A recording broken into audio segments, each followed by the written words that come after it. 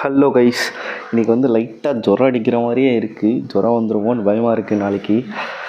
அதுவும் இல்லாமல் போக போக நாள் போக போக டெய்லி தூங்கி எழுந்திருக்கிறேன். அப்புறம் வேலை செய்கிறேன். வேறு எதுவும் பெருசாக நடக்கிறது இல்லையா, என்ன பேசுகிறதுனே தெரில. பட் இன்றைக்கி வந்து 2 விஷயத்தை பற்றி பேச போகிறோம். 2 விஷயத்த ஜேர்னல் பண்ண போகிறோம். ஸோ ஒன்று வந்து நான் ஃபஸ்ட்டாக சொல்லியிருந்தேன்ல ஃபஸ்ட்டு வீடியோவில்.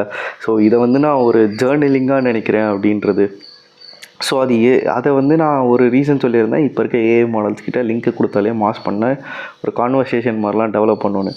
திடீர்னு போய் பார்த்தா வீடியோலாம் டெவலப் பண்ணுற மாதிரி ஆப்ஷன் கொடுத்துருக்கானுங்க. முன்னாடி பிபிடி டெவலப் பண்ணுற வரையும் நான் அதை யூஸ் பண்ணிருந்தேன். அதுக்கப்புறம் வீடியோ டெவலப் பண்ணுறது நான் நோட்டீஸே பண்ணல.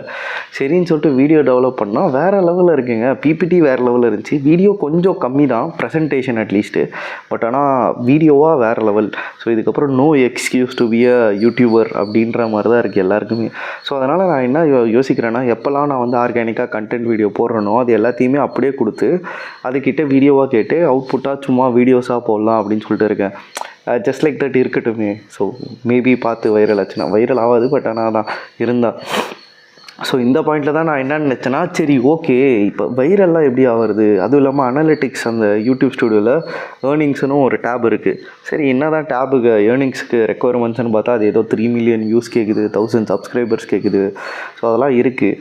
சரி அதெல்லாம் எப்படி இருந்தாலும் நம்மளோட கோல் இல்லை. பட் ஆனால் அதான் ஜஸ்ட் லைக் தான் சரி இன்னும் தான் இருக்குது அப்படின்ற மாதிரி அப்சைட்ஸ்லாம் பார்த்துட்டு இருந்தேன்.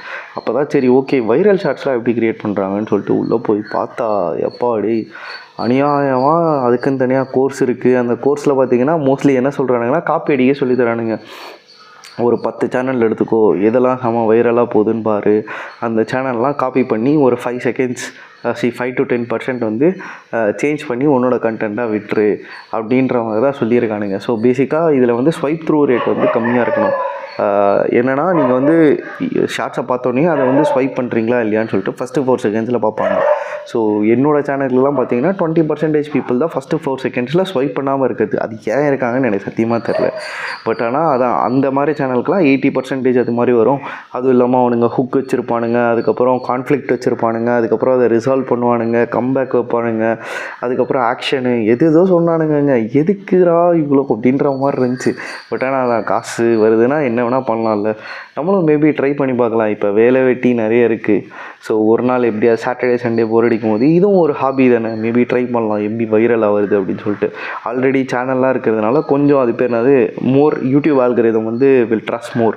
பட் ஆனால் என்னோடய யூடியூப் வீடியோஸ் எல்லாமே வந்து கம்மியாக போகிறதுனால மேபி அது இதை புஷ் பண்ண வேணாம்னு நினைக்கலாம். பட் அதெல்லாம் ஃபுல்லாக எக்ஸ்ப்ளோர் பண்ணலாம்.